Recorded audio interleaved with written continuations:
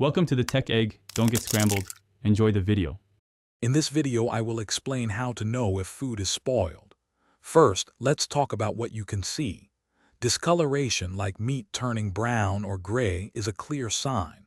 Also, watch for fuzzy spots of mold, which can be green, white, or black. Changes in texture, such as produce becoming mushy or slimy, also indicate spoilage. If something looks off, it's best to be cautious and discard it. Next, trust your nose and hands. Spoiled food often gives off a sour, pungent, or otherwise unpleasant odor that is different from its normal scent. If it smells bad, it likely is bad. Also, pay attention to texture.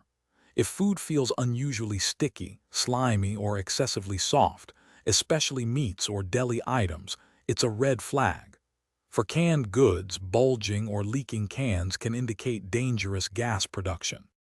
While your senses are helpful, avoid tasting food that shows clear signs of spoilage, as it could make you ill.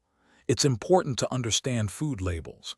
A best buy date refers to quality, meaning the food might not taste as fresh after this date, but it's often still safe. However, a use-by date is about safety. Never eat food past this date, even if it looks and smells fine. When in doubt, throw it out. Preventing spoilage starts with proper storage. Refrigerate perishable foods promptly at 40 degrees Fahrenheit or below, and freeze at 0 degrees Fahrenheit or below. Use airtight containers to protect food from air and moisture, which helps extend its shelf life. This also prevents pests and cross-contamination. Remember to rotate your stock, using older items first.